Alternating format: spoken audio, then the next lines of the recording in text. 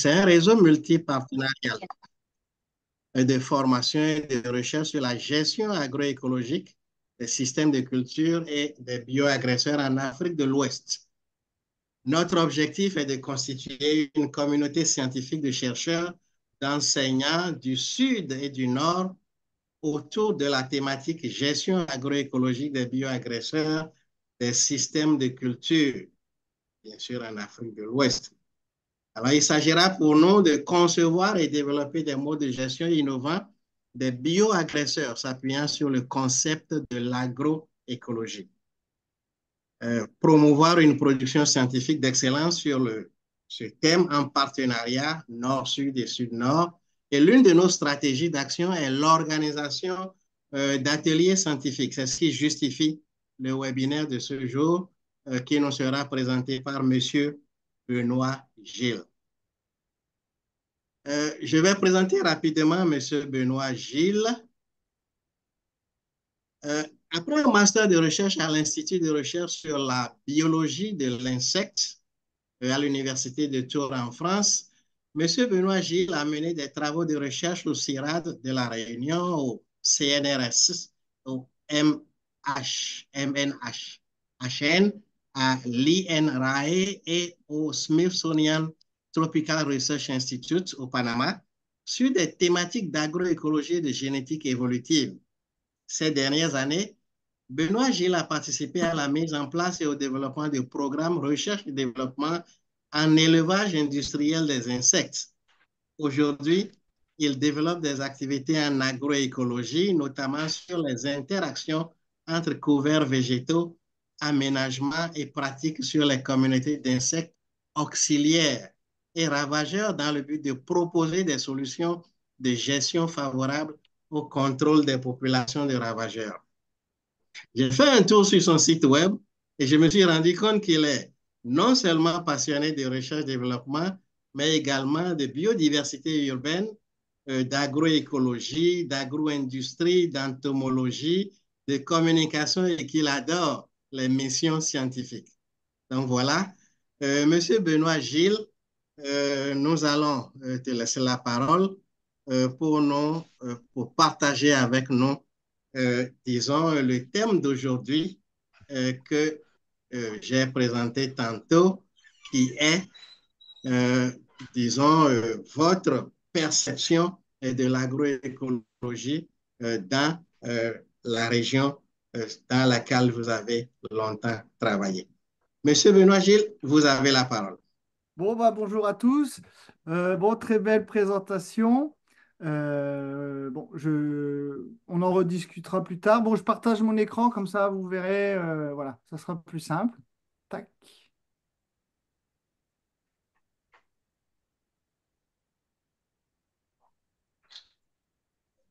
Vous voyez, c'est bon? Oui, c'est bon. Vous voyez bien? OK. Oui, donc après un parcours un peu académique dans différents centres de recherche en France et à l'international, On va agrandir développe... un peu. On peut agrandir Comment? un peu. Vous voyez Est-ce ma que, diapositive? oui, si on peut agrandir un peu, ce serait mieux. Comment je fais ça? Est-ce qu'il En faudrait que tu fait, mettes en plein écran? Ah oui, en il faudrait le mettre en diaporama. mode présentation. Oui. Mais peut-être avant de le partager. Non, bah c'est bon. Ouais, C'est très bon? bien. Très Bon, bien. c'est bon. C'est bon. Oui, voilà. Comme je disais, voilà, j'ai travaillé au CIRAD, au Muséum d'histoire naturelle de Paris, au CNRS et à l'INRA. Et puis après ça, bon, j'ai travaillé sur un projet d'élevage d'insectes industriels dont l'idée, c'était, enfin, l'idée, c'était de transposer les technologies que je mettais en place en France pour un projet d'élevage au Ghana, sur justement la production de protéines à partir d'insectes et de granulés pour aquacole notamment. Et depuis 2020, je développe mes propres activités de conseil d'accompagnement, alors en agroécologie notamment. Et je travaille dans ma région surtout en pommes, viticulture et maraîchage. Donc là, aujourd'hui, la présentation, ça sera surtout bon, l'exemple de la viticulture et des vergers en pommes. Et je travaille aussi sur comment accompagner les entreprises et les collectivités locales sur la revégétalisation des zones urbaines et périurbaines, comment recréer des habitats favorables à la biodiversité. Donc là, je travaille avec des partenaires qui sont Inveo Gérard Philippi qui est à Aix-en-Provence. Et je fais du consulting aussi en élevage d'insectes. Je pars bientôt en Côte d'Ivoire justement sur un projet de ce type. Et je travaille avec l'association Microland, enfin l'ONG Microland, où on part en mission régulièrement à Sao Tomé et Principe pour contribuer aux inventaires de l'entomofaune locale. Et moi, je m'intéresse beaucoup aux diptères, aux mouches afrotropicales. Donc, j'essaye de me spécialiser là-dedans. Voilà rapidement mes différentes activités. Donc, on va aller rapidement. Bon, ça, c'est l'agroécologie, la gestion de l'entomofaune grâce aux auxiliaires. Bon, ça, c'est des choses que vous connaissez. Donc là, c'est surtout en système viticole. Les principaux ravageurs sont des cicadelles, des cochenilles, des acariens et des tordeuses. Donc là, on a à peu près les différentes espèces qui sont principalement rencontrées et qui posent problème, soit directement, comme les pyrales, les tordeuses, sur les grappes de raisin, ou alors par la transmission de virus et de pathogènes, notamment les cicadelles, et les cochenilles. Donc aujourd'hui, les systèmes viticoles ou autres, surtout vers chez moi, euh, ont des pratiques qui ne sont pas forcément adaptées, puisque voilà, je ne l'ai pas dit, moi, ce qui m'intéresse vraiment en agroécologie, c'est le lien entre les couverts, les pratiques. Je vous ai dit, avant le centre de documentation, il y a trois bâtiments qui sont identiques. Vous avez pas vu Comment? ces grands bâtiments R+2? Vous ne connaissez pas ce que ça dit, un bâtiment R+2? Ah, oui, je disais, voilà, je m'intéresse surtout au lien entre les couverts végétaux et les pratiques qui permettent de maintenir ces couverts végétaux sur les populations d'insectes, que ce soit ravageurs ou auxiliaires, et de voir quelles sont les pratiques et les couverts végétaux qui sont les plus favorables pour maintenir et renforcer les auxiliaires, à la fois pour une année, mais comment apporter des zones refuge pour les renforcer d'année en année et maintenir un capital tout au long des années. Donc ça, c'est des réflexions qui sont pas mal développées, mais un peu plus difficiles à mettre en place, puisque voilà, faut trouver des partenaires qui souhaitent s'engager, mettre en place des parcelles test. Voilà, c'est des choses qui se développent quand même plus ou moins en ce moment. Bon. Il y a un intérêt fort là-dessus, donc les projets se mettent en place. Après, voilà, les principaux prédateurs de ces ravageurs sont notamment des punaises prédatrices, comme on peut le voir ici, les coccinelles, bien entendu. Euh, Après, voilà, l'idée, c'est de montrer que elles sont utilisées soit pour les acariens, les pucerons, les cochenilles. Enfin, voilà, chaque ravageur, chaque prédateur offre des avantages de prédation sur différents types d'insectes ou au niveau stade de développement que de l'œuf à l'adulte. Donc là, par exemple, on a les chrysopes, euh, les coccinelles, et après, on a de nombreux autres prédateurs qui sont utilisés chez nous aussi en termes d'auxiliaires, hein. On a les araignées, des cirques, les carabes, les opilions. Et voilà. Après, les salticides sont aussi des insectes bioindicateurs ou qui sont aussi étudiés en agroécologie. Donc, bon, les auxiliaires, les guêpes parasitoïdes, j'imagine que là, je vais passer. Vous connaissez les propriétés. Euh, ça, ça permet de gérer des populations de ravageurs assez fortement par une forte fécondité et des forts taux de parasitisme. Et l'avantage aussi, c'est qu'ils ont une spécialisation plus ou moins forte en fonction des espèces de ravageurs. Les pucerons, ça, c'est surtout pommes. Hop. Là, en viticulture, par exemple, non, c'est pas en viticulture, mais voilà, là, c'est la diversité des auxiliaires que je peux référencer dans mes travaux en fonction des types de ravageurs. Donc là, on a des exemples d'Apenthélès, des chenilles qui sont parasitées aussi au milieu, et à droite, un Anagyrus qui pond sur une cochenille. Là, c'est des insectes qui sont particulièrement petits. Et là, c'est encore plus petit, des parasitides de cochenille, vraiment spécifiques. Donc, Ericinus, Cocophagus, Dendrocerus. Voilà. Donc, ça, j'expliquerai après comment on les référence et comment on les suit dans les cultures. Donc là, pareil, d'autres parasitoïdes spécifiques des tordeuses. Donc on a les trichogrammes, des cancropoplex et des acrypons. Et des exemples de parasitoïdes de cicadelles. Donc pareil, là, ce sont des espèces encore plus petites qui sont un peu plus compliquées à suivre, bien entendu. Donc l'idée, c'est de recréer des écosystèmes et des couverts végétaux qui permettent de renforcer et de diversifier la communauté d'insectes prédateurs sur le ravageur. Et donc là, on voit qu'on a différents types de communautés d'insectes par type de ravageur. Donc ça, c'est des choses qui sont bien étudiées et bien connues. Hop,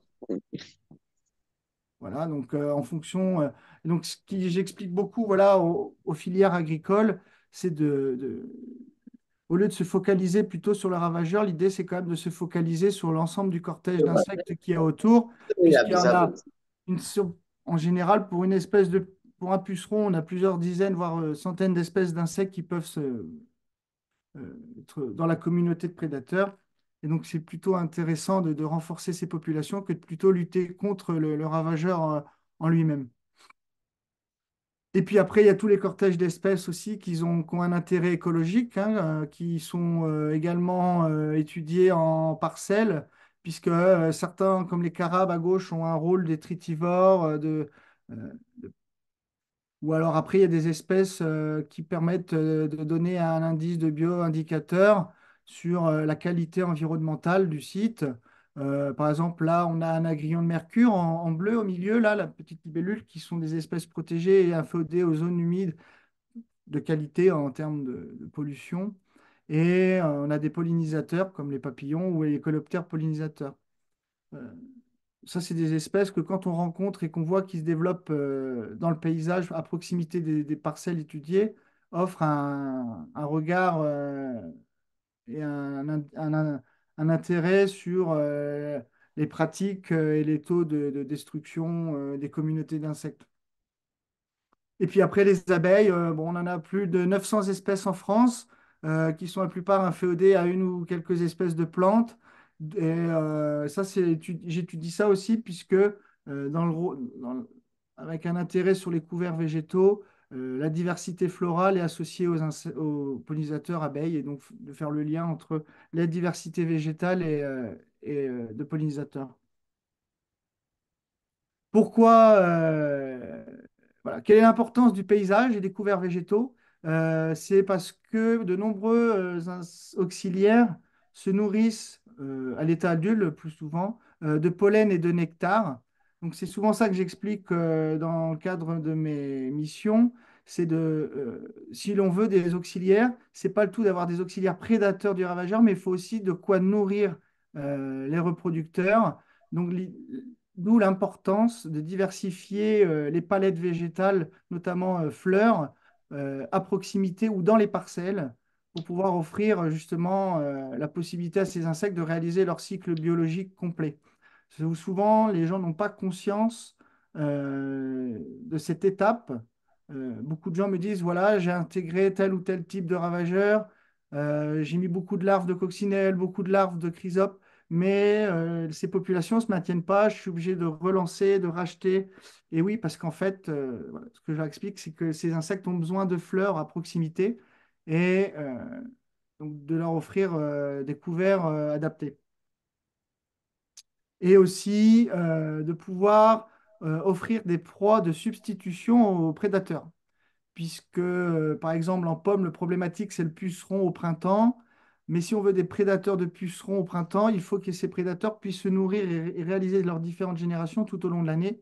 Et donc, il faut la présence de proies de substitution dans les couverts végétaux. Donc, l'idée, voilà, c'est de proposer des palettes qui offrent le gîte à des phytophages qui puissent nourrir des prédateurs adaptés et associés au type de ravageurs tout au long de l'année. Donc, la palette végétale doit être plus ou moins adaptée si on a affaire à des pucerons ou des cicadelles ou d'autres types comme les chenilles en termes de ravageurs. Et puis voilà. Après, les différents, les couverts végétaux offrent aussi des sites de reproduction, des sites d'alimentation. C'est un peu ce que je viens de dire, des sites d'hibernation et des zones refuges et réservoirs de biodiversité pour pallier à un traitement ou à une activité de sol qui permet de refaire, de permettre à ce que la parcelle soit recolonisée rapidement. Donc toujours avoir l'idée aussi de maintenir des zones refuges à proximité. Et puis de créer des corridors entre parcelles afin que ces auxiliaires puissent recoloniser le paysage assez facilement, puisque je ne l'ai pas mis en préambule, mais en zone viticole ou autre, beaucoup de zones ont perdu leur bocage et leur haie. Et donc finalement, les paysages sont assez pauvres, il y a très peu de connectivité entre les parcelles. Là, c'est une photo qui montre des bocages, mais aujourd'hui, voilà, une grosse partie du sud de la France n'a plus ce paysage. Et c'est de voir justement comment reconstituer ces corridors. Donc là, il y a quelques exemples de couverts en vigne, par exemple. Donc là, on voit à gauche, on a un talus qui n'est pas fauché, qui offre des réservoirs de biodiversité. Bon, ça, après, c'est en termes de gestion. Beaucoup de gens fauchent ces zones-là. D'où l'idée de leur dire non, autant les préserver, puisque de toute façon, euh, ça permet de gagner du temps, d'énergie, de temps pour faire autre chose. Et là, on voit à droite des haies en vigne et aussi au milieu, là, des essais qui ont été faits avec des plantations de plantes fleuries, avec des palettes spécifiques, justement, pour après, derrière, évaluer le potentiel d'amélioration des populations d'insectes.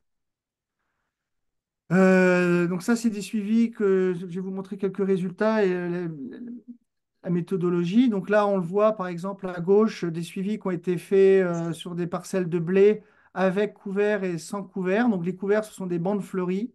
Et on voit que les bandes fleuries et les couverts végétaux augmentent le nombre d'auxiliaires dans les parcelles, avec même un effet aussi sur 100 mètres. Donc il y a quand même un effet dilution qui se fait. D'où l'idée de faire des suivis quand même, je vous montrais tout à l'heure, sur tous les 50-100 mètres, quand c'est des grandes parcelles, justement pour évaluer l'effet de dispersion et dilution, pour estimer tous les combien de mètres ou tous les quelques centaines de mètres, on doit rajouter une bande enherbée, une bande fleurie, une haie, justement pour pallier ce phénomène. Et là, à gauche, on voit par exemple une étude de 2010 qui montre que des couverts végétaux permet naturellement de réduire de 10 à 20% les populations de cicadelles. Je lui ai parlé ce matin. Donc là, par exemple, la méthodologie, c'est d'aller sur les parcelles et de faire un état des lieux, un état initial, en faisant un inventaire faune et flore. Donc là, à gauche, on voit qu'entre les parcelles, on a des palettes végétales différentes, tant en termes de diversité qu'en termes de proportion relative de surface de chaque plante. On verra aussi que ça, c'est étudié au cours de l'année, parce que les palettes végétales évoluent beaucoup entre les saisons. Et à droite, on a une palette faunistique qui permet, où là, je référence à peu près l'ensemble des grands taxons. Là, on voit cire, punaises, abeilles, hyménoptères autres, parasitoïdes, sauterelles, et ce qui permet d'avoir un étalon et une référence sur la diversité relative de chacune des grands groupes d'insectes et de voir s'il n'y a pas un déséquilibre déjà à la base. C'est-à-dire que si on voit qu'il y a peu de pollinisateurs, on peut se dire que voilà, le milieu offre est peu favorable aux pollinisateurs, donc pas assez de fleurs, ou on voit s'il y a enfin, s'il y a un maximum de pollinisateurs et moins de parasitoïdes, c'est-à-dire que l'habitat offre moins favorable aux parasitoïdes, donc n'offre pas assez de proies de substitution, par exemple, pas assez de pucerons. Et donc, on peut voilà, se rendre compte de déséquilibre au départ. Et donc, l'idée, après, c'est d'adapter les palettes et d'adapter les pratiques pour soit rééquilibrer, soit renforcer ces populations d'insectes. Donc là, à partir de ça, je me référence à la bibliographie et aux études passées qui permettent d'associer certains types de végétaux, certaines espèces végétales à l'attractivité pour certains insectes.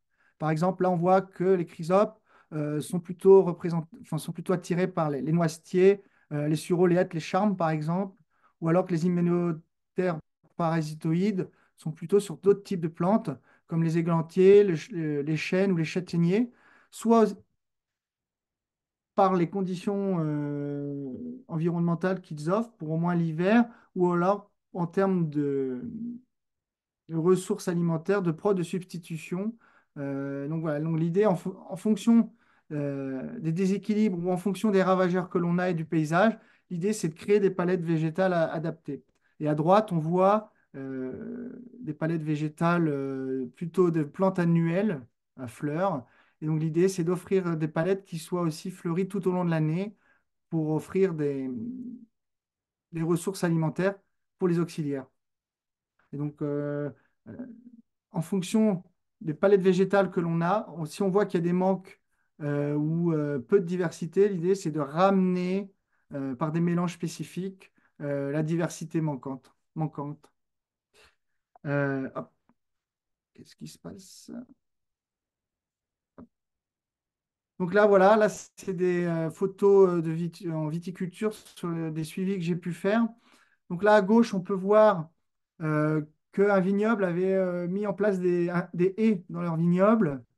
Mais les suivis ont montré que le fait de les couper comme ça au printemps et de les faucher régulièrement au sol n'apportait pas de gain en termes de renforcement de la biodiversité fonctionnelle, puisque les palettes végétales n'avaient pas la possibilité de se développer, donc pas assez de fleurs, et les haies étaient quand même assez stressées et perturbaient les populations d'insectes par la fauche. Donc, on n'avait pas de gain potentiel, on n'avait pas de gain visible. Donc, il y avait un coût les haies avaient un coût, mais ils n'avaient pas d'avantage. Donc, toute la méthodologie de la gestion a été revue là-dessus. Là, c'est la photo qu'on voyait tout à l'heure. Donc là, c'était des fossés qui étaient fauchés. Donc, l'idée, c'était plutôt de laisser la palette végétale naturelle reprendre ses droits et de plus faucher. Et très vite, en fait, rapidement, on a pu voir des espèces, même si c'était en plein vignoble, des espèces d'intérêt rapidement revenir coloniser, hein, aussi bien en termes de parasitoïdes, araignées, cirques, on avait même des xylophages, des menthes religieuses, voilà, des papillons comme des poliomatus qui sont quand même inféodés aux prairies fleuries et donc offraient des zones refuge intéressantes. Et à droite, on voit un vignoble, euh, comme on peut en voir beaucoup autour dans ma région, avec les sols nus et sans couvert du tout. Donc là, l'idée, c'est de voir justement comment on peut réintégrer des couverts, un rang sur 3, un rang sur 2, un rang sur 10, avec quel type de couvert, puisque ça doit répondre à des contraintes de production, de qualité, des ressources en eau. Voilà. Donc l'idée, c'est de voir l'idée, c'est de faire des mesures et des adaptations personnalisées en fonction de chaque culture, chaque territoire et chaque paysage. Donc là, on voit aussi d'autres types d'aménagements. Donc là, à gauche, on a une autre palette végétale. On voit, hein, on a des marguerites, par exemple, qui ont été mis en test. Là, c'est des couverts végétaux naturels, donc beaucoup de régras, plantains, rumex, qui ont été suivis. Et à droite, voilà, là, c'est des zones qui ont été après enherbées et qui sont utilisées comme zone refuge, alors qu'auparavant, elles étaient fauchées, comme on pouvait voir tout à l'heure sur le talus. Donc l'idée, voilà, c'est de les sensibiliser, de les accompagner sur le fait que au sein de leur vignoble, ils ont la possibilité de créer des zones refuge pour les auxiliaires sans que ça soit des remises en cause ou des contraintes en termes de gestion. Là, c'est en verger. Donc là, on a différents types de couverts, différents types de modalités. Donc là, on a des couverts différents avec carottes sauvages, moutarde et autres au centre, puisque les interrangs étaient assez larges. Après, au milieu, voilà, là, on a d'autres types de mélanges avec du trèfle incarnat. Bon, on ne le voit pas trop bien, mais il y a de la vesse, de la févrole, par exemple. Et voilà. Après, un autre verger avec d'autres modalités. Donc après, on suit la hauteur, les populations d'insectes à l'intérieur. Voilà, là, d'autres essais aussi avec d'autres modalités. Et l'idée, c'est de faire des points d'observation, de collecte. Donc, soit par filet fauchoir avec peau barbeur et bande jaune. Donc là, c'est des travaux qui vont être faits cette année. En rouge, c'est des haies qui ont été plantées. En jaune, c'est des bandes fleuries. Et pour chaque type de culture, c'est de faire des points plus ou moins proches de l'aménagement et plutôt en centrale pour voir l'effet de l'aménagement sur les populations d'insectes, auxiliaires ou ravageurs, hein, et de voir l'effet de dilution et dispersion euh, entre avec le centre de la parcelle, pour estimer voilà, si on doit rajouter ou pas des bandes fleuries ou des haies tous les X mètres, voilà, pour éviter d'avoir des zones euh, sans auxiliaires qui permettent d'avoir des zones refuge pour les prédateurs, pour les ravageurs, pardon. Et puis ça, donc voilà, pour pas avoir des zones mortes. Donc voilà, là, c'est différents types de cultures, donc il y a différents points d'observation. Hop. Donc là, pour la mesure des palettes végétales, j'utilise un quadrat de 0,5 m², où là, je référence la diversité en plantes et je note la proportion relative de surface de chacune d'elles, ce qui permet de comparer les palettes végétales entre elles et dans le temps. Là, par exemple, en haut, vous avez une parcelle où il y a eu 3 suivis dans l'année. Donc, on voit que les palettes végétales fluctuent et sont différentes entre le printemps, le milieu, début d'été et la fin de l'été. Et dans une autre parcelle, on voit aussi pareil que entre le printemps et l'automne, on a des grosses variabilités dans la représentation de la diversité et de la proportion de chacune des familles de plantes. Ça, c'est bon. Ça, c'est les suivis des hauteurs de couvert, hein. Donc, on voit, voilà, il y a des zones avec des parcelles témoins et des parcelles testées. On voit que, voilà, il y a des parcelles où le témoin et la parcelle testée ont les mêmes hauteurs de couvert et d'autres, on a fait des tests où on a fauché et on voit, voilà, des disparités entre la parcelle testée et la parcelle témoin en termes de hauteur de fauche. On voit qu'il y en a qui sont restés à 20 cm, d'autres qui sont montés à 150 cm. Donc, voilà. L'idée, c'est d'évaluer l'effet hauteur sur les communautés d'insectes. Après, en termes d'insectes, ce que je fais, c'est que je fais, soit avec le filet fauchoir notamment, je fais des prélèvements, différents points d'observation, comme je l'expliquais, et je les trie de deux façons. Soit je fais des tris taxonomiques, donc par groupe taxonomique, afin de voir quelles sont la représentation en diversité et en nombre d'espèces et nombre d'individus en mouches, en parasitoïdes, en hyménoptères, en punaises, en papillons ou autres. Ou alors après, je fais aussi par fonction écologique, phytophages, parasitoïdes, pollinisateurs, prédateurs.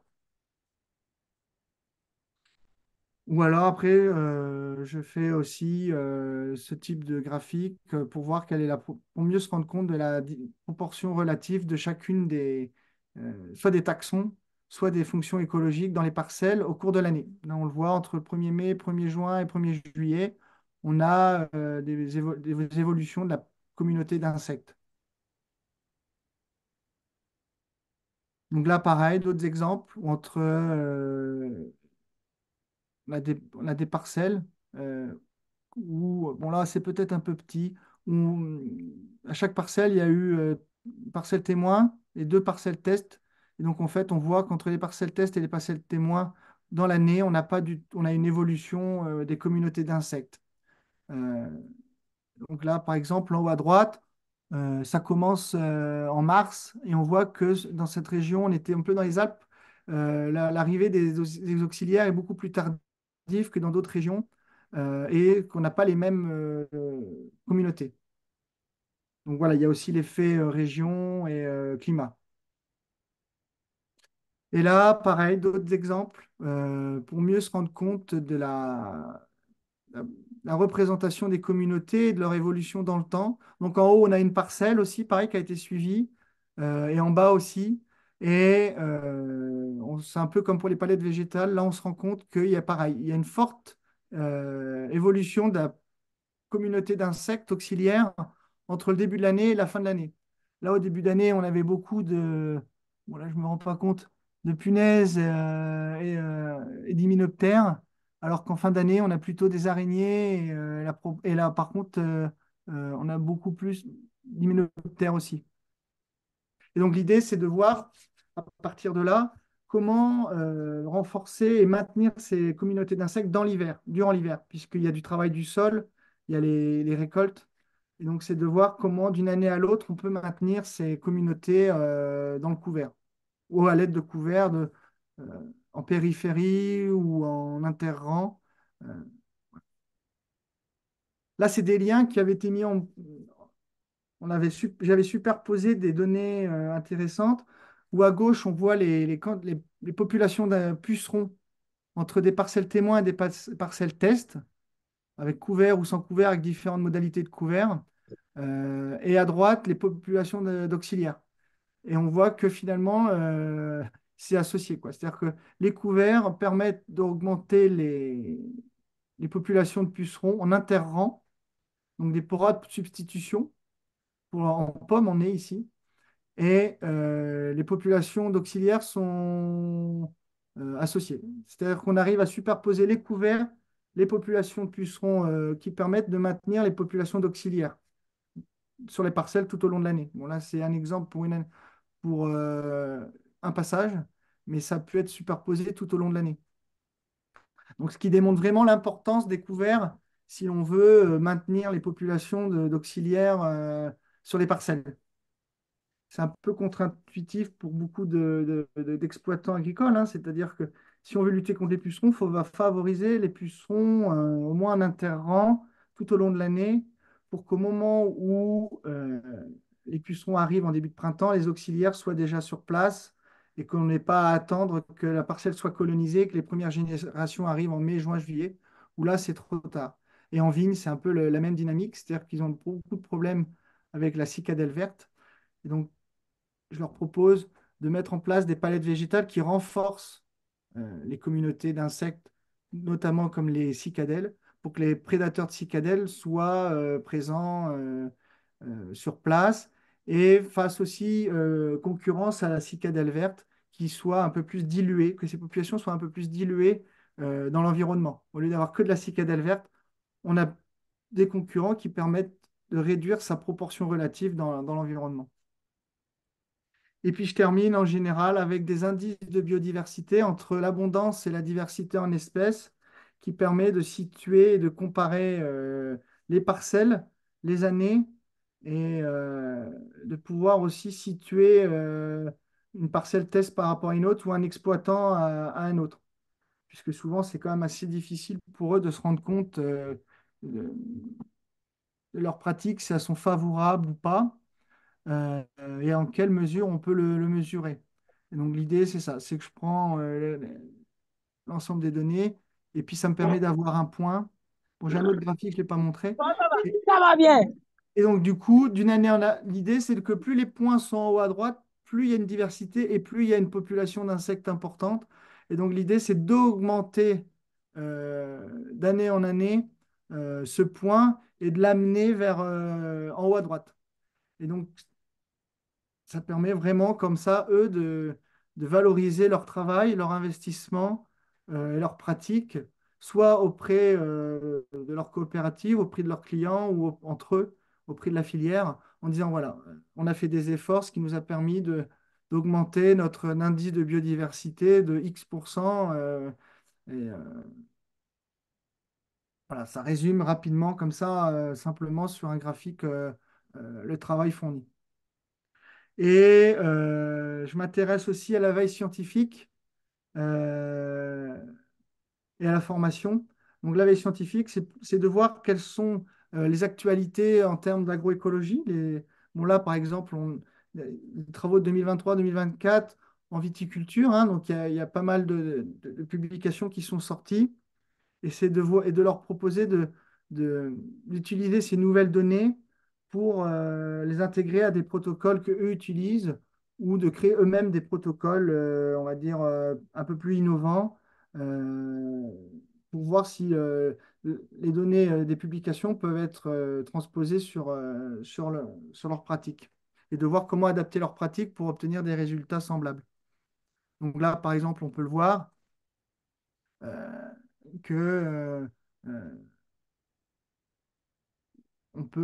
le déclin des insectes est associé à l'environnement. Euh, que là, il y a l'effet dilution, justement, des pathogènes, comme je disais. Plus on a des palettes végétales importantes, plus on dilue les pathogènes. Là, c'était des nématodes dans le sol, par exemple. Ou l'effet de la végétation spontanée sur les populations d'arthropodes en zone méditerranéenne en viticulture. Voilà.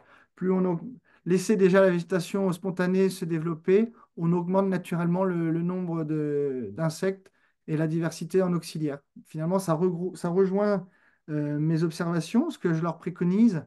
Et voilà, ça permet de situer et de renforcer leur, pour convaincre les gens, voilà, ça permet de donner vraiment des orientations et des données de base. Et là, pareil, un dernier exemple en date, justement, sur des parcelles de vignobles en terrasse avec un enherbement plus ou moins fort. Les orthoptères permettent d'avoir un indice de biodiversité aussi euh, sur la qualité des couverts. Donc ça, c'est des choses, par exemple, que je peux proposer dans des prochains protocoles, euh, au lieu de faire peut-être des inventaires un peu plus larges, peut-être de se concentrer sur des taxons plus spécifiques qui permettent voilà, de dégager des tendances, ce qui permet de réduire aussi les coûts de passage, de suivi et d'être plus, plus efficace avec une meilleure rentabilité pour eux finalement. Puisque peut-être que ça ne sert pas forcément de suivre tous les taxons, mais peut-être de s'intéresser à certains taxons en fonction des cultures euh, et d'adapter des modèles d'analyse qui soient plus ou moins spécifiques au type de culture. Voilà un peu synthétiquement mes différentes activités aujourd'hui en agroécologie. Donc, et puis je fais de la formation in fine, sensibilisation. Là, je suis pas mal demandé justement sur ces sujets-là. Euh, sensibi- Expliquer aux filières ou aux exploitants qu'est-ce que l'agroécologie, qu'est-ce que la biodiversité fonctionnelle, qu'est-ce que les auxiliaires et quels sont leurs rôles et comment les favoriser. Et, c'est du sujet qui les intéresse énormément puisque tout le monde souhaite réduire l'usage des pesticides, mais dans ce cas-là, quelles sont les alternatives? Et les insectes, finalement, ont été assez mal considérés, mais aujourd'hui, je sens quand même, même sur mes projets urbains, qu'il y a une forte volonté de renouer un peu avec les services écosystémiques. Donc voilà, donc ces formations servent à ça, en fait, hein, avec à la fin des travaux pratiques qui permet à chacun d'avoir ses propres parcelles sur sa table. Et c'est à chacun de se dire, bah, moi, je vois bien faire comme ça, moi, ça m'arrange de faire comme ça, puisque difficile de leur dire comment faire, puisque chacun a ses pratiques, ses contraintes. Et donc, voilà, c'est qu'à chacun, à partir de, de thématiques ou de grandes lignes, d'adapter d'adapter ces grandes lignes à son modèle personnalisé, quoi. Donc, et puis après, voilà, l'idée, c'est de faire des suivis au moins sur 3 ans pour pouvoir évaluer l'effet bénéfique de tel aménagement ou autre. Je le vois, par exemple, aujourd'hui, il y a des plans haies. Beaucoup de filières viticoles, notamment ou grandes cultures, ont des projets de plantation de haies, donc ils sont subventionnés là-dessus. Donc il y a par exemple, le projet 1000 km de haies. Mais quand je leur pose la question, est-ce que vous faites des suivis pour voir après quel est l'effet bénéfique, quel impact ça va avoir sur vos populations de ravageurs ou d'auxiliaires, aucun suivi n'est prévu.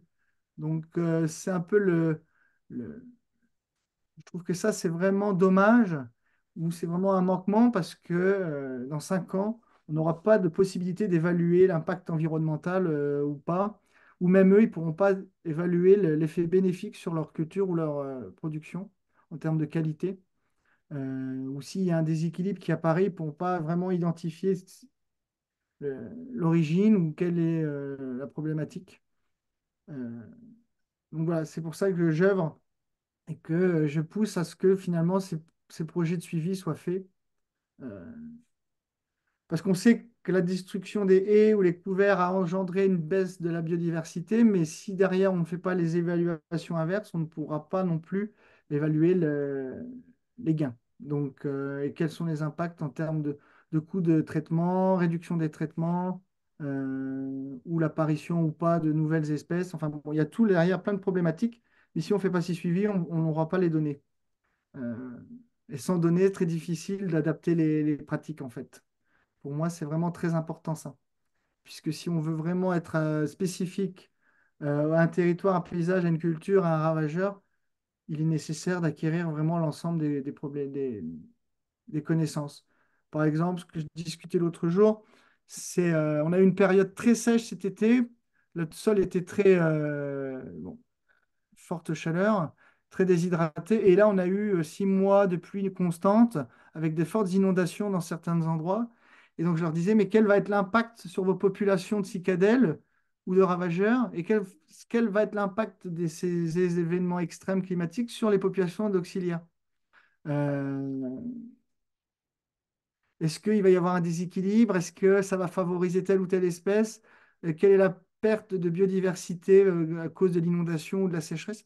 Et donc finalement, c'est des mesures, enfin, c'est des suivis qui doivent être vraiment nécessaires si on pouvait développer des outils qui puissent après être, euh, qui puissent permettre d'anticiper euh, ces événements. C'est-à-dire mettre en place les pratiques en se disant, bon, bah, cette année, on a eu très chaud, on a eu de l'eau, et ben, on sait qu'on va avoir tel ou tel ravageur qui va être favorisé, on va avoir une perte de biodiversité.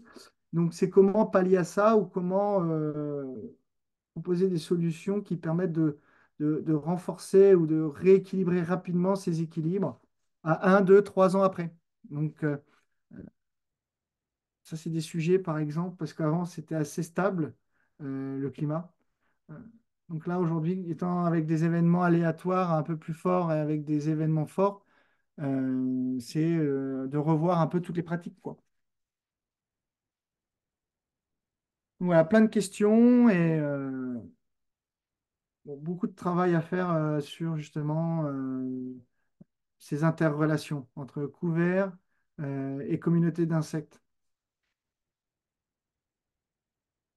Bon, j'espère avoir été synthétique et clair. Le mieux, c'est que chacun pose des questions et qu'on en discute. Oui, oui, merci beaucoup. Merci beaucoup, Monsieur Benoît Gilles, pour cette présentation claire qui dénote de votre expérience acquise en matière d'agroécologie en zone tempérée. Agroécologie, vous avez particulièrement travaillé sur les vergers de vignes. Et ce qui nous intéresse, c'est comment transposer, comment appliquer certains résultats que vous avez acquis dans la zone à la zone intertropicale en Eh Afrique de oui, l'Ouest dans laquelle nous nous trouvons. Je vais, il y a particulièrement quelques recommandations qui m'ont vraiment plu. Et notamment, c'est la théorie du suivi, le souci du suivi post-mise en place hum, des stratégies de contrôle. Effectivement, nous avons beaucoup de programmes. Par exemple, disons en Afrique de l'Ouest, nous avons acquis une certaine expérience dans l'établissement de différents programmes de lutte biologique Mais après l'installation des différents programmes de lutte biologique, dans, que ce soit en culture vivrière sur niébé, manioc, ou bien en culture fruitière sur agrumes, manguiers, papayers, il n'y a pas un suivi, c'est-à-dire l'installation de mesures post-mise en place de mesures de méthodes de contrôle pour favoriser la pérennisation de ces agents de contrôle. Et quelques instants après, nous observons ce que nous appelons hotspots. Hotspots et de pullulation de ces organismes nuisibles, de ces espèces invasives. Alors, cela est très important et mérite vraiment réflexion et discussion. Nous allons donc ouvrir la discussion, disons, à tout ce panel. À tout ce panel, nous avons une grande participation de professeurs, chercheurs, étudiants, post-doc qui participent à ce premier webinaire de Divecosis. Nous allons donc ouvrir la discussion en termes de commentaires, en termes de questionnements pour pouvoir donc enrichir la présentation que M. Benoît vient de faire. Je vois déjà une première main levée. Professeur Antoine Sanon, oui, si vous avez la parole. D'accord. Merci beaucoup, professeur Bokono Ganta, modérateur de ce premier webinaire. Je voudrais profiter de l'opportunité qui m'est donnée pour saluer tous les participants et remercier, comme vous l'avez dit tout à l'heure, la forte participation à ce premier webinaire. Je le dis d'autant plus que, en tant que coordinateur du DP d'Iveco6, cela fait un certain temps que nous essayons d'organiser ce type d'animation scientifique. Alors, on peut se réjouir donc qu'aujourd'hui, nous ayons ce premier webinaire qui se tienne effectivement et sur un sujet d'intérêt aussi pour le DP d'Iveco6. Alors, je voudrais aussi profiter pour remercier l'orateur du jour, le docteur Benoît Gilles. Merci d'avoir accepté vous prêter donc à cet exercice pour le compte du DP d'Iveco6 en animant donc ce premier webinaire. Merci également à l'animateur du DP d'Iveco6, Régis Babin, ainsi que les responsables du Centre d'excellence africain CCBAD, qui est basé à l'université Houphouët-Boigny, qui est aussi un partenaire du DP, qui a accepté aussi s'occuper des aspects techniques de l'organisation donc du webinaire. Donc, à toutes et à tous, merci vraiment pour votre participation et je ne doute pas que ce webinaire apporte à chacun des réponses aux attentes que nous avions donc en venant donc à cette manifestation. Alors, comme je le disais tout à l'heure, pour moi, hein, le thème est vraiment très pertinent et en lien et en cohérence avec le projet scientifique et l'orientation scientifique du DP d'Iveco6, qui est surtout orienté sur les questions de gestion agroécologique des bioagresseurs. Donc, de ce point de vue, je pense qu'on est en plein. On est en plein dans le projet scientifique du DP d'Iveco6. Alors donc, sujet pertinent. Évidemment, je pense qu'il y a eu des questionnements. Tout à l'heure, le modérateur a lui-même commencé par donner une certaine expérience de pratique en Afrique de l'Ouest et il a ouvert également sur la nécessité de faire des suivis. Et je voudrais dans ce sens aussi partager un petit commentaire sur la question et demander l'avis effectivement de l'orateur s'il peut peut-être nous dire ce qu'il en pense et quelles sont aussi les projections. Alors, il s'agit de quoi? Il s'agit en tout cas de mon point de vue de l'intérêt et l'importance qu'il y a à mesurer les effets de tous ces aménagements sur la productivité et même la rentabilité économique. Et je pense que ce sont des questions qui sont absolument indispensables pour pouvoir aussi faciliter les sensibilisations. Comme il l'a dit lui-même, il faut sensibiliser les producteurs à adhérer à ce genre de pratiques. Mais il faut aussi des outils qui leur montrent qu'il y a un intérêt à le faire, pas seulement en mesurant la nature, la diversité des communautés, mais aussi concrètement en montrant quel est le gain en termes de productivité, quel est le gain en termes économiques de tous ces aménagements qui, à mon avis, aussi doivent avoir un certain coût en termes de charges de travail, de coûts économiques aussi liés à la main-d'œuvre nécessaire pour faire un certain nombre de réalisations. Alors, au-delà de ça, maintenant, il reste toute la question de, comme on disait tout à l'heure, pour ce qui concerne les membres du DP du aussi, certainement, comment on peut revenir sur des applications pratiques aussi dans notre environnement et en fonction des cultures qui sont visées également et des espèces végétales dont nous disposons. Donc, voilà un peu le commentaire que je voulais faire et puis solliciter un peu la réaction aussi de l'orateur sur ces questions-là,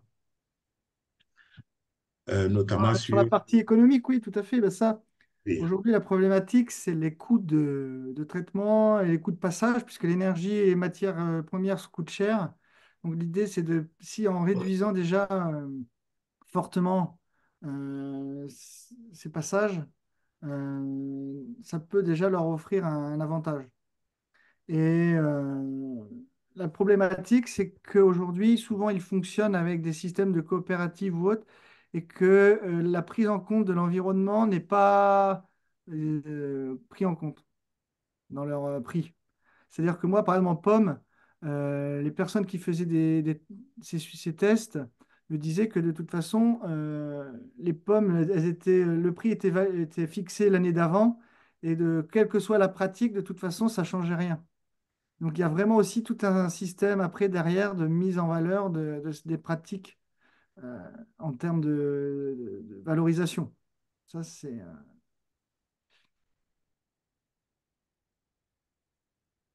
par exemple, quelqu'un qui fait plus ou moins, qui valorise, qui renforce ses populations ou sa biodiversité fonctionnelle n'aura pas forcément. Enfin, c'est très difficile après s'ils sont dans un système plus global de se mettre en avant par rapport à d'autres. oui, certainement, Ouais, c'est ça. certainement.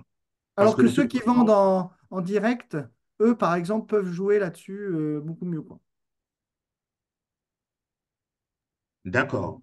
Et ensuite, il y a cet effet de dilution, certainement, parce que de toute façon, on n'est pas seul à entreprendre, ou même si on est seul à entreprendre, on n'est pas seul à bénéficier des effets, des arrière-effets que cela pourrait avoir dans un environnement donné. Donc, c'est cet aspect de la complexité aussi de la question Tout à qui est fait. aussi en jeu. Oui. C'est pour ça que, bon, souvent, ce qui se passe, les CC sont faits sur des exploitations assez grandes ou mutualisées, où les essais sont faits sur des surfaces assez réduites, qui permet de minimiser aussi les risques si jamais il y a une année de transition ou un peu plus faible, quoi, en termes de rendement. Mais les études montrent que sur le moyen terme, les gains sont quand même positifs. Oui, merci beaucoup, professeur Antoine. Merci à M. Benoît pour sa réaction. Je vois Dr. Thibault a levé la main. Oui, merci beaucoup, Dr. Thibault. Merci, merci de me donner la parole. En tout cas, bravo Benoît pour cette présentation. Merci beaucoup. C'était vraiment extrêmement intéressant. On voit aussi la complexité hein, de ces observations compte tenu de la diversité d'espèces, Oui, à la fois que ce soit végétal ou animal, et donc la difficulté de pouvoir identifier ces différentes espèces. Est-ce que des techniques comme le métabearcoding peuvent permettre justement de pouvoir faciliter ce travail-là, de pouvoir en termes en particulier d'identification d'espèces, mais surtout, je pense, de suivi de population pour avoir des données régulières sur l'évolution, parce qu'effectivement, en fonction du climat, en fonction des années, on ne va pas forcément avoir la même chose, peut-être même en fonction des pratiques aussi des agriculteurs et de leurs voisins, parce que bah, on sait bien que les pesticides, ça va un peu partout. oui. Par rapport à voilà, ce que ce que vous nous avez proposé, est-ce que vous avez aussi intégré la, la, excusez-moi, je coupe mon ordinateur, mon téléphone. Est-ce que vous avez intégré des indicateurs comme l'amélioration de la vie du sol, puisque effectivement, là, vous avez parlé surtout du milieu aérien, Oui. mais on sait bien que laisser des bandes enherbées, ça permet de favoriser la présence des vers de terre, qui sont effectivement des ingénieurs qui permettent d'amener des fertilisants. Et un agriculteur avec qui je parlais de bandes enherbées ou de bandes fleuries me disait que lui-même, il n'avait pas vu trop d'effets en termes de régulation de ravageurs, de réduction de ravageurs, même si ce qu'il voyait, c'est qu'il y avait plus de pollinisateurs, ça c'est une chose, parce que c'était plus facile à voir sans doute. Mais voilà, en tout cas, ce qui s'était aperçu, c'est que eh ben, c'était un maraîcher, hein, et le long de ces bandes fleuries ou de ces bandes enherbées, en fait, il avait une recolonisation de ces parcelles cultivées très rapidement en vers de terre, ce qu'il n'avait pas avant parce qu'il avait des grandes parcelles, enfin, il n'y avait pas en fait, il n'y avait pas de réservoir de ces vers de terre, et que la recolonisation, effectivement, ben, elle mettait du temps. Alors qu'avec ces bandes fleuries, où bien évidemment, il fait des cultures en bande, hein, avec ces bandes fleuries ou ces bandes enherbées, ben, en fait, il avait une recolonisation très rapide en vers de terre. Et pour lui, c'était vraiment le plus important, l'effet le plus visible et le plus important pour lui. Voilà, donc ma question, ça tourne effectivement autour de, bien évidemment, la vie du sol et la dynamique du sol. Et puis, bien évidemment, aussi sa capacité à absorber ou soit à réduire l'érosion lors des grosses Oui, pluies, tout à fait. Ouais, il y a ça. soit voilà, à permettre une meilleure vie du sol. Oui, Merci. ça c'est souvent je parle insectes, mais voilà, souvent j'explique que ça joue sur beaucoup de niveaux. Et ce que je vois souvent, c'est que les analyses sol se tiennent compte surtout de la microbio et ils font des tests vers de terre. Donc Hmm. ça, c'est souvent ça, c'est intégré dans leurs données, dans leur protocole d'amélioration, mais il n'y a pas l'impact, on va dire, insecte n'est pas pris en compte. Donc l'idée, c'est d'emmener un indicateur complémentaire. Par contre, par contre, en pomme, il y a 2 ans, j'avais fait un travail où là, c'était mutualisé. Dans un groupe beaucoup plus large, il y avait sol, biomasse, rendement, il y avait les insectes, le couvert, enfin, il y avait tout le monde, il y avait plusieurs acteurs pour réunir toutes les données et pour voir s'il y avait des liens donc, mais c'est vrai que souvent, c'est de l'acupuncture, hein, un peu écologique, hein. On fait un test là, une étude là. C'est C'est ça, très compliqué c'est ça. d'avoir, enfin, c'est très difficile de mettre en place des projets beaucoup plus globaux. Là, je le vois, par exemple, je discutais l'autre jour avec un entomologiste qui travaille sur les punaises diaboliques là, en noisettes. Et bon, du coup, l'étude se concentre sur leur parcelle test de noisettes. Et ils se sont aperçus que les punaises disparaissaient à une période de l'année. Et en fait, ils se sont rendus compte qu'elles étaient dans les pruniers un peu plus loin. Mais comme les études ne sont pas au niveau paysage, on n'a pas du tout les dynamiques de pop et de déplacement des populations. Et c'est un peu le gros problème, hein. C'est-à-dire que moi, j'offre des données, mais je ne peux pas les comparer, leur donner rendement, pesticides, sol. Faut... Donc c'est pour ça. Là, je vois, là, je discute avec une coopérative justement où ils font beaucoup d'essais vers de terre.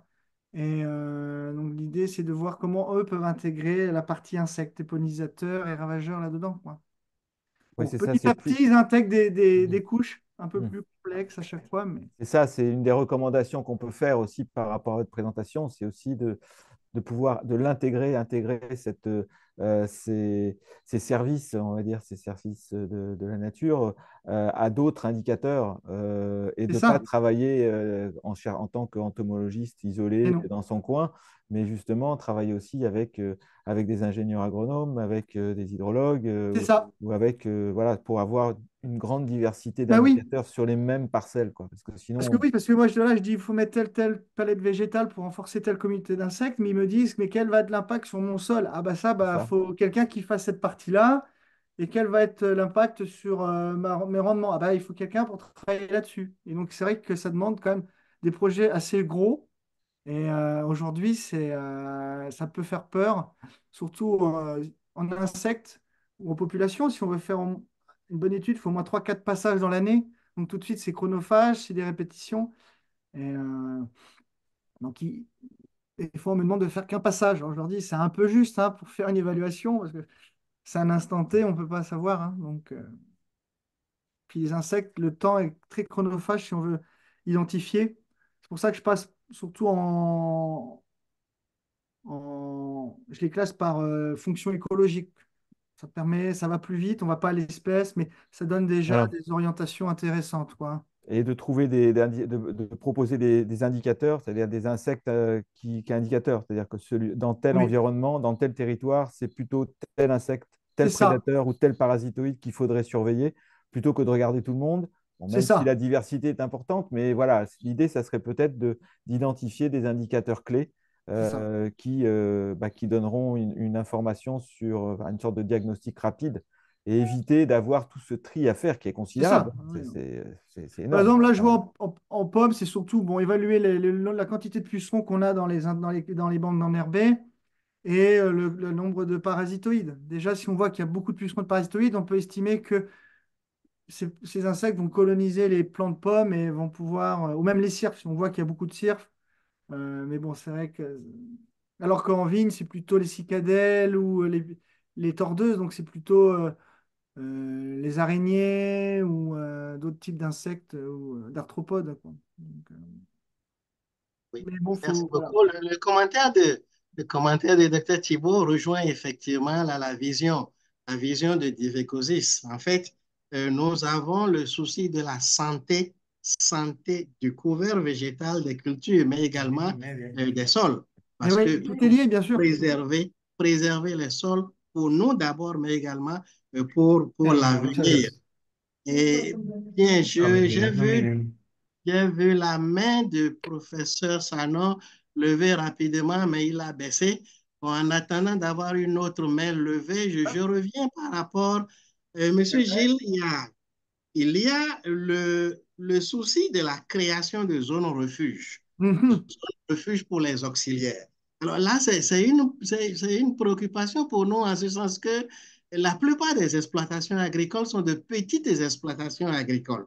Et ces petites exploitations agricoles, bon, dire maintenant à ces petits exploitants de créer des zones refuge, c'est-à-dire d'installer, par exemple, des mauvaises herbes pour contrôler après leur culture, bon, ça semble un peu délicat. Alors, comment est-ce que vous proposez de gérer une situation de ce genre-là pour la création des zones refuges afin de favoriser en un temps T0 plus un ou 2 la gestion des organismes nuisibles qui vont s'installer.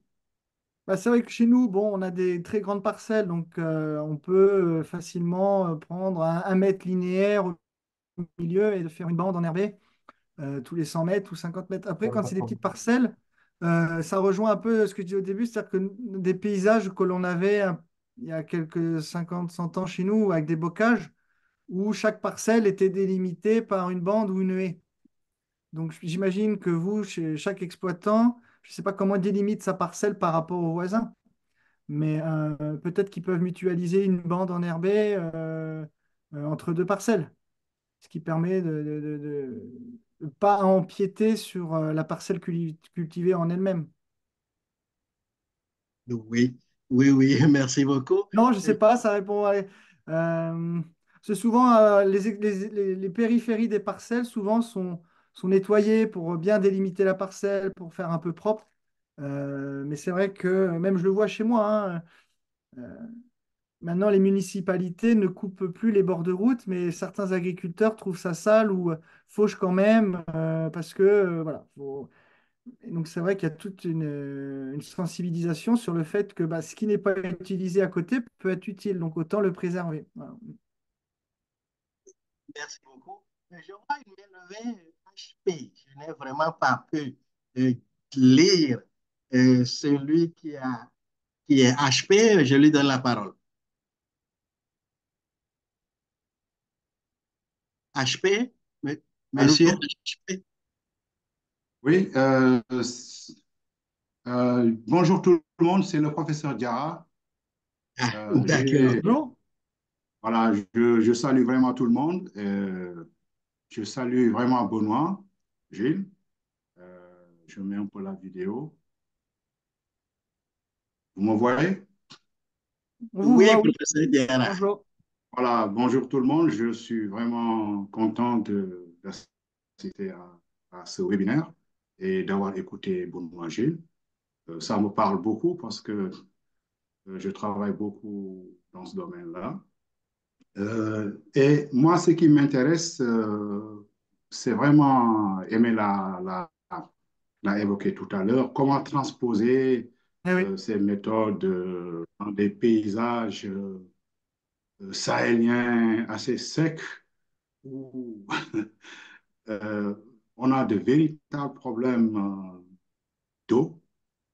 Je suis en train moi-même de tester ça. Je sais que quand on le fait, ça marche.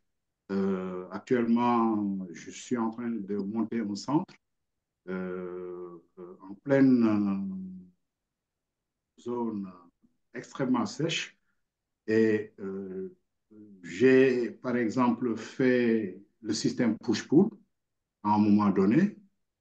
Euh, et quand j'ai fait ça, j'ai un peu révisé ma perception par rapport, en fait, à la fonctionnalité du push-pull. Pour moi, le push-pull, je ne pense pas, bon, beaucoup ne vont pas aimer, je ne pense pas que ce soit des questions euh, d'attractivité. Enfin, pour moi, c'est juste une question de biodiversité. Parce que nous, on sait dans notre équipe, allô? Oui, nous, on sait dans notre équipe identifier les parasitoïdes, les prédateurs, etc. Et ce qui a fonctionné, on a des vidéos, on a filmé, c'est vraiment les prédateurs qui ont fonctionné. Et au début, on a regardé, ça, les maïs étaient détruits, notamment par Spodoptera fujiperda. Et puis, très rapidement, on a les courbes, on a constaté l'action des prédateurs, action extrêmement efficace. Et pour nous, c'est une leçon extraordinaire. Ça montre que, en fait, ces relations tritrophiques plantes ravageurs auxiliaires fonctionnent. Ça fonctionne réellement. Et quand on montre les courbes, les gens n'y croient pas, mais c'est aussi efficace, sinon plus efficace même que les pesticides. Et ça fonctionne. On a refait. Au début, on a envie de traiter parce que les plants de maïs sont flingués, mais après, la nature reprend son travail. Donc, ça me conforte sur l'importance, en fait, de ce genre de travaux que vous êtes en train de faire, que nous faisons. Et ça montre aussi que nous utilisons nos clôtures, ce sont des haies classiques. On met beaucoup d'arbres, voilà, de plusieurs niveaux, tout autour. Et s'il y a de l'eau, si on a un forage, si le système tient, si c'est vert, même parce que c'est pas comme en Europe, quoi, où vraiment c'est très beau, ces trucs, mais c'est quand même transposable.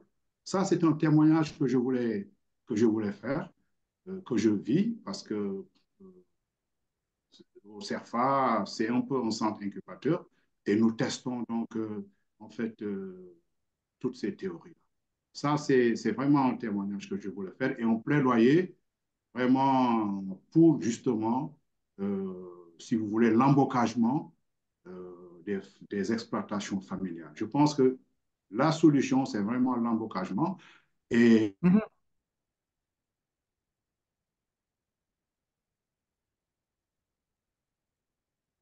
Ah, on ne vous entend plus. Professeur Diarra?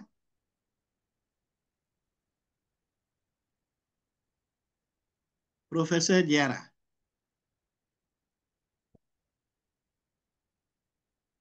Euh, Régis, tu entends professeur Diarra? Non, on l'a perdu là. On a perdu le professeur Diarra. Je ne le vois plus dans la liste des participants. OK.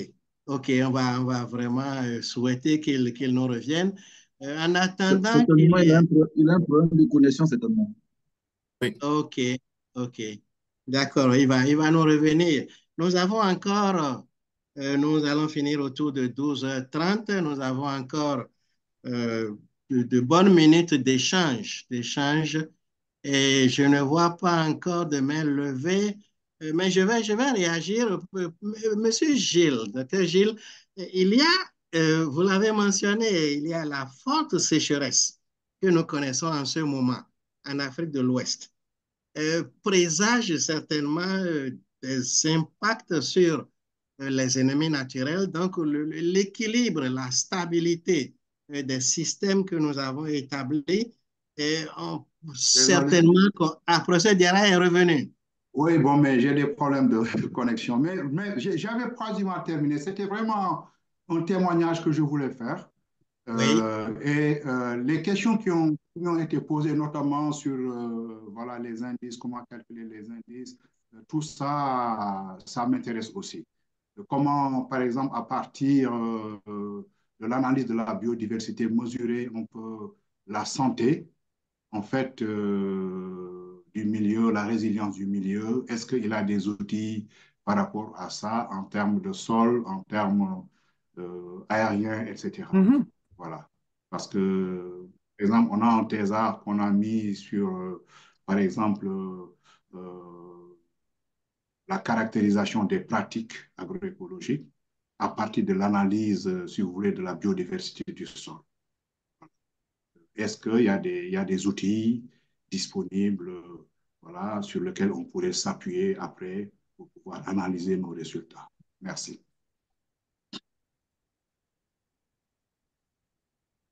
oui, réaction du docteur Gilles. Ben, c'est vrai qu'en termes d'indices, il y a beaucoup d'indices. Aujourd'hui, il y a des indices carbone, indices environnemental, il y a des, comment on appelle ça? Euh, des labels HVE sur l'environnement, gestion des déchets, l'utilisation des pesticides, mais il n'y a pas d'indice associé à la biodiversité fonctionnelle. Donc, chacun utilise un peu ses méthodes et ses outils, mais il n'y a pas de label ou d'indice, on va dire, officiel, national ou autre, sur lesquels on pourrait se reposer ou comparer.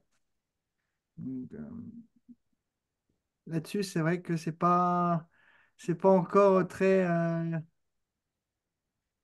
euh, ça pose problème, quoi. Puisque entre ceux qui font des améliorations et les autres, il y a difficile de pouvoir valoriser ses bénéfices ou son travail là-dessus, quoi. Je ne sais De pas si vous compliqué. connaissez l'indice biologique global normalisé dans les eaux continentales pour mesurer la qualité des eaux. Voilà, c'est un peu, je ne sais pas, c'est un peu des outils de ce type, quoi. Oui, par exemple, il y a un indice vers de terre, mais il y a indice structuration du sol, indice d'humidité, ou il y a plein d'indices, mais c'est vrai que sur la biodiversité fonctionnelle en tant que telle, ça manque.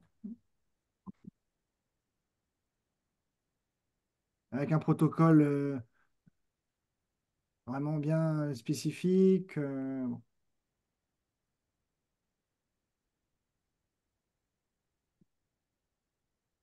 Ça veut dire qu'en attendant, il faut se contenter des indices généraux. Moi, par exemple, moi j'ai ma méthodologie, j'ai mon protocole, je propose des résultats. Mais si quelqu'un, je connais une collègue qui fait ce type de travaux, bon, étant donné qu'on s'est mis d'accord, on a à peu près les mêmes protocoles, mais je connais d'autres personnes qui fonctionnent différemment et donc difficile de comparer, quoi. Ok. Il n'y a pas une méthodologie officielle, nationale ou autre, sur ces sujets-là. Comme un bilan Et carbone, toutes hein, ces personnes-là publient. il y a des bilans carbone, bon, il y a des outils qui sont faits pour noter les entreprises ou, sur sur leur activité, mais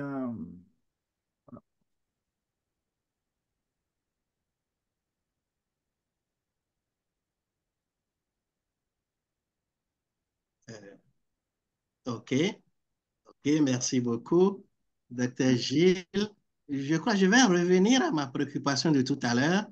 Je disais que la forte sécheresse que nous connaissons en ce moment dans la région, en Afrique de l'Ouest, certainement aura un impact sur les ennemis naturels et il faut peut-être prévoir prévoir certaines actions Mhm. pour ne pas avoir un déséquilibre des différents équilibres que nous avons obtenus à travers les grands programmes de lutte biologique qui ont été mis en place dans la sous-région ouest africaine. On pourrait peut-être avoir des résurgences de ces espèces exotiques envahissantes. On pourrait avoir des explosions de ravageurs Oui, secondaires oui. avec la disparition de certains ennemis naturels. Alors, je voudrais avoir votre réaction sur cela et je vais solliciter également le point de vue de Dr. Georg Gorgen, que j'ai vu en ligne sur ce sujet. Est-ce qu'il a entre-temps, disons, réfléchi un peu à cette situation et quelles sont les dispositions déjà que dans la sous-région nous pouvons prendre pour éviter ces déséquilibres? Bah, souvent, c'est ce que j'indique hein, quand je fais des suivis, c'est-à-dire qu'on peut en plus, en faisant des suivis réguliers pluriannuels sur plusieurs années, on peut déjà détecter l'arrivée d'un potentiel ravageur nouveau. Donc, ça permet de faire une surveillance régulière intéressante là-dessus aussi. Et ce qui a été montré, c'est que plus on a une chaîne trophique et des interrelations entre les êtres vivants complexes, et plus c'est difficile pour un nouvel arrivant de s'installer, puisque la niche écologique, il y a peu de niches écologiques vacantes dans lesquelles il peut s'installer, et puis il y a beaucoup de rétroactions prédateurs dessus. J'avais fait une conférence une fois, c'est ce que j'expliquais. Je disais, voilà, la salle est pleine, donc difficile pour le retardataire de venir s'installer. Mais si ça avait été vide, facile pour quelqu'un de venir squatter et profiter du volume. Et c'est un peu l'idée, quoi. C'est-à-dire que de pouvoir maintenir des écosystèmes riches et diversifiés et complexes permet certainement de ralentir l'arrivée de potentiels nouveaux ravageurs avec le changement climatique et les aléas climatiques. Euh, donc, il y a l'effet surveillance, contrôle, et puis l'effet niche écologique non vacante. Oui, merci beaucoup. Dr. Georg, un petit commentaire à ce sujet? Oui, merci pour m'avoir donné la parole. Euh, c'est vrai que le changement climatique, surtout les températures élevées ou, disons, la désorganisation du climat peut avoir des effets importants, que ce soit des événements excessifs, des pluies torrentielles ou bien de la sécheresse sur la dynamique des populations et leurs ennemis associés, qui sont, dans le cas de la lutte biologique, souvent très spécifiques. Nous avons surtout en fin de saison sèche, euh, certainement des populations de parasitoïdes qui sont affectées et l'importance justement de pouvoir trouver des réservoirs pour qu'ensuite ils puissent se disséminer. Nous avons vu que pour la cochenille du manguier, nous avons des régions où on a pensé avoir eu des résurgences. Ce que nous, on a constaté en allant voir sur place, c'est qu'on a aussi utilisé avec euh, l'arrivée de nouvelles espèces de mouches de fruits des interventions qui peuvent être conflictuelles avec les cochenilles. Ça, c'est aussi à prendre en considération. Mais la question que je voudrais plutôt poser à Gilles, c'est comment pouvoir bénéficier de ces technologies sur là, vous avez travaillé sur des cultures qui sont pérennes. Et là, on peut vraiment faire plus. Comme aussi la lutte biologique, les principaux euh, succès que nous avons eu en Afrique tropicale, c'est sur des cultures pérennes telles que euh, le manioc, les manguiers et encore d'autres cultures qui s'étalent sur un plus long terme. Maintenant, si on regarde dans les maraîchers, qu'est-ce qu'on pourrait avoir comme profit ou à court terme? Alors, ben, je pense que c'est à peu près les mêmes dynamiques, puisque si on arrive à avoir des zones refuges qui permettent de conserver les populations à proximité des parcelles, l'effet sera le même, hein, puisque même si on travaille le sol ou que les cultures changent d'une année à l'autre, puisqu'elles sont annuelles, l'effet refuge sera le même, sera conservé en fait, et permettra de faire diffuser les auxiliaires sur les nouvelles cultures.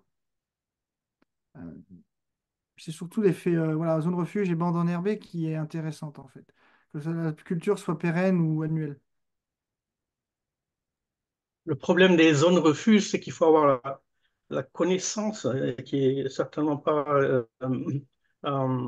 générale ici, de la présence de ces auxiliaires, comme aussi les espèces ravageuses, ou bien des alternatives, des auto-alternatives. Euh, et ça, c'est souvent ce qui a freiné la lutte biologique, c'est que les connaissances sont intensives. Et Oui, ça je le vois, hein. oui. Quand les gens voient beaucoup d'insectes, ils s'imaginent que c'est pas bien.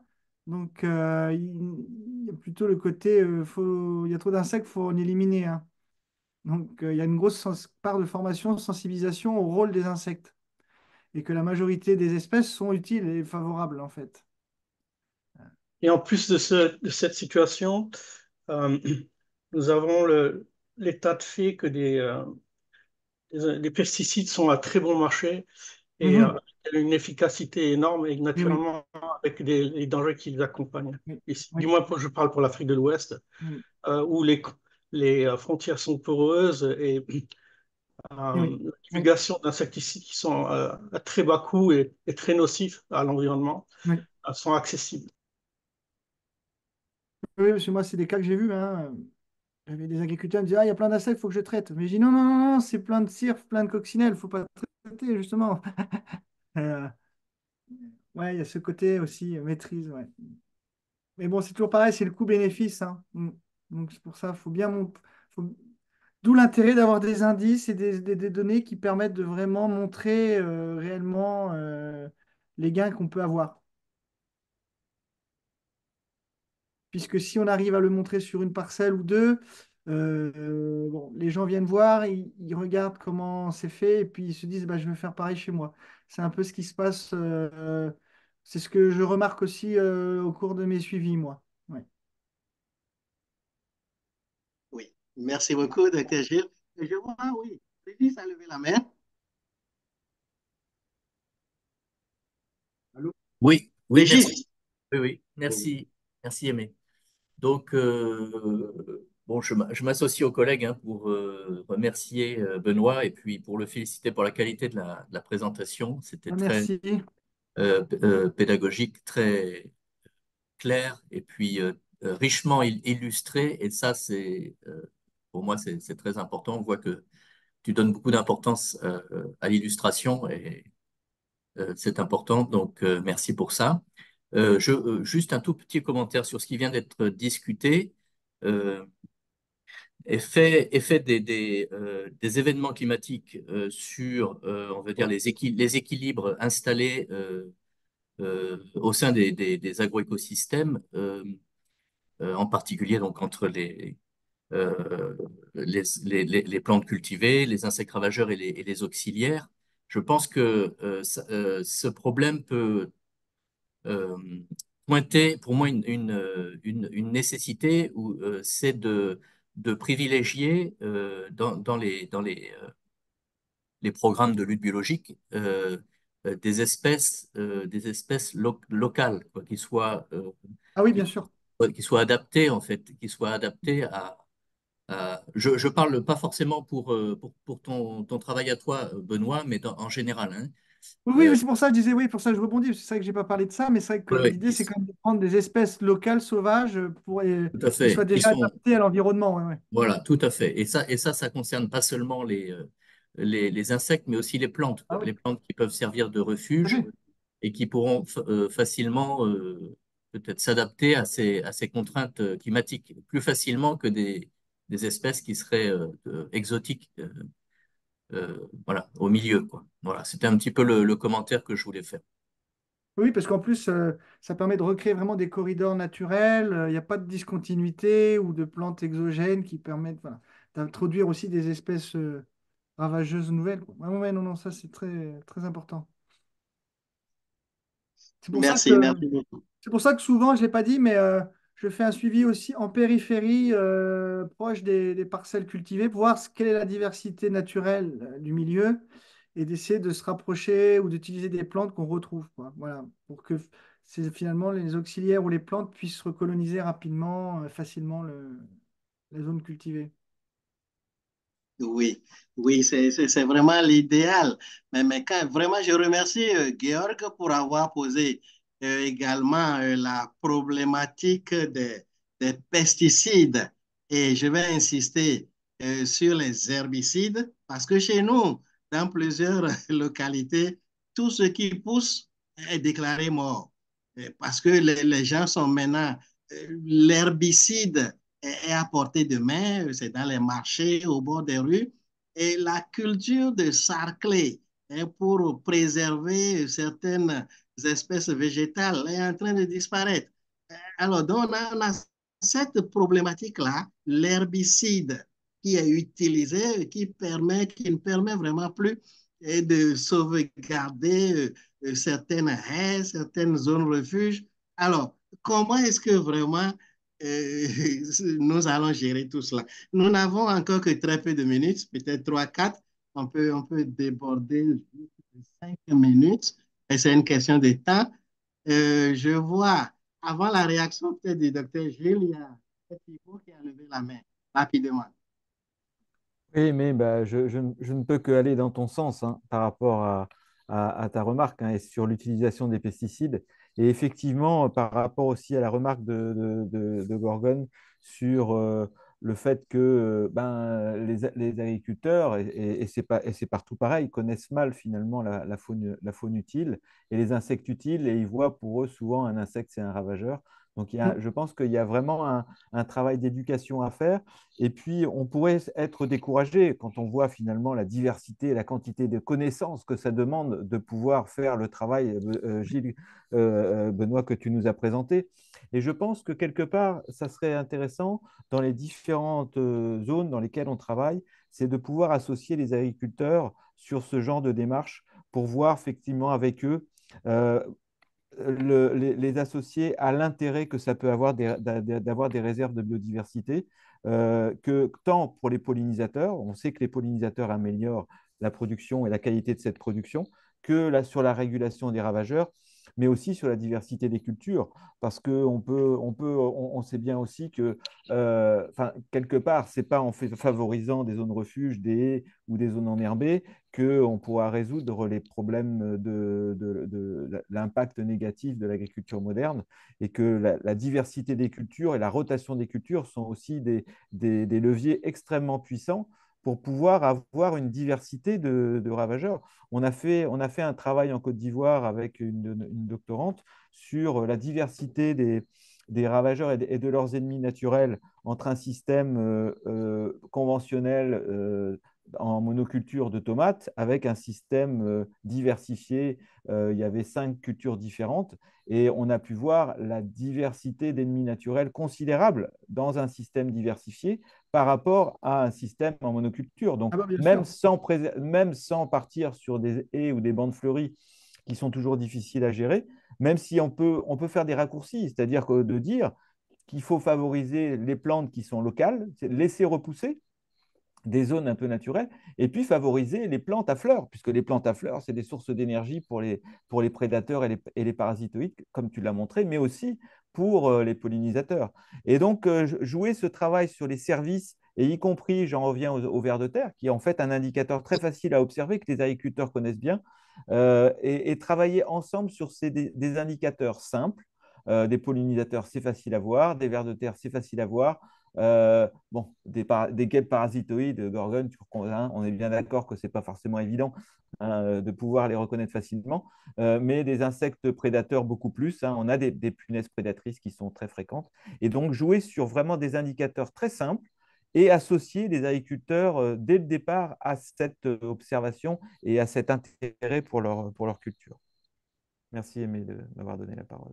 Merci beaucoup, Thibaut. Réaction de Dr. Gilles avant que nous fassions le Non, point. mais je suis tout à fait d'accord avec ce qui vient d'être dit.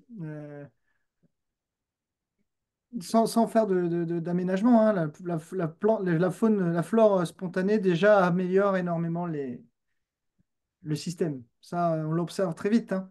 Entre une parcelle qui a été fauchée ou pas fauchée, la population d'insectes n'a rien à voir, hein. Donc, rien que ça, déjà. Moi, j'ai beaucoup d'agriculteurs qui me disent, ah, bah, cette année, j'ai pas fauché, j'ai jamais vu autant d'insectes. Je dis, vous voyez. Parce qu'on a quand même cette culture il faut que ça soit tondu, propre, et du coup, les plantes à fleurs sont détruites en permanence. Donc, il y a beaucoup de sensibilisation. Merci. Merci beaucoup. Il y a effectivement beaucoup de sensibilisation. Je vous remercie beaucoup, Dr. Gilles. Nous sommes presque à terme de 90 minutes consacrées à ce webinaire. Et je vous remercie beaucoup. Je vais donner la parole au coordonnateur, professeur Antoine Sanon, pour quelques mots de clôture de ce premier webinaire. Je vais inviter tous ceux qui n'ont pas eu le temps d'intervenir, de noter dans le chat ou par email tous leurs questionnements qui n'auraient pas eu le temps d'être abordés. Et je crois le réseau se fera le plaisir de leur répondre, bien sûr en liaison avec le docteur Gilles. Professeur Antoine, Maria. professeur Oui, Antoine, oui. Merci beaucoup. un Oui, mot de clôture. merci, cher professeur Bokono Ganta. Merci vraiment pour la modération qui a été faite de main de maître. Je pense qu'on ne s'était pas trompé en vous demandant d'accepter cette tâche. En tout cas, merci pour l'avoir réussi brillamment et avoir modéré, en tout cas dans les délais, dans les temps impartis, cette communication. Donc, je renouvelle mes remerciements à l'endroit de l'orateur, Dr. Gilles. Vraiment, merci beaucoup pour cette communication brillante également, qui nous a beaucoup édifié sur les inputs qu'on peut attendre donc, de ces pratiques agroécologiques en matière donc de gestion des nuisibles. Alors, je voudrais juste dire un mot sur l'intérêt de ces webinaires pour nous en tant que Diveco6. L'objectif, c'était vraiment d'améliorer l'animation scientifique et inciter à une plus grande implication de tous les membres du réseau. Parce que dans le groupe WhatsApp, on est plus de 150 membres, mais il y a très peu d'interaction. Et donc, les webinaires sont censés apporter plus d'opportunités d'interaction, plus d'opportunités de connaître aussi ce que font les uns et les autres. On est aussi une quinzaine de membres partenaires du réseau et normalement, ces webinaires doivent nous donner l'opportunité aussi de pouvoir quelque part communiquer entre nous et de partager ce que nous faisons, chacun à son niveau. Et donc, c'est encore une fois l'occasion d'inviter chacun de nous, chacun des membres, tout au moins ceux qui ont participé à ce webinaire, de pouvoir donc se manifester s'ils veulent bien participer à un webinaire parce que nous allons faire une programmation sur l'année et l'idéal pour nous serait qu'on puisse au moins organiser un webinaire tous les 2 mois.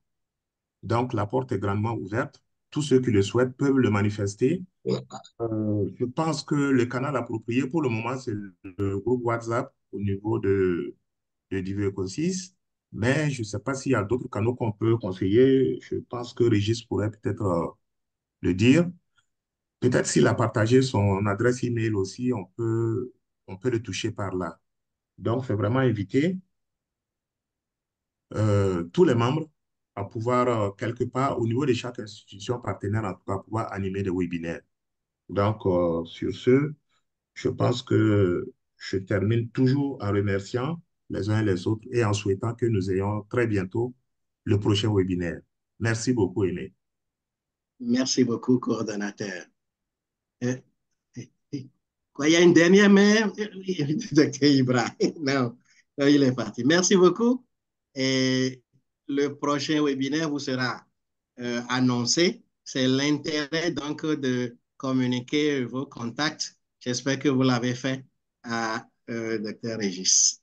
Merci beaucoup. Régis, un dernier mot, non? Non. OK. Merci à tous Bah, je vous remercie beaucoup en tout cas de votre écoute et de l'invitation. Merci et beaucoup. bon appétit. Merci, Merci, bonne journée. merci, bye bye. Au Oui. À revoir. bientôt. Merci beaucoup. Au revoir. Merci, au revoir.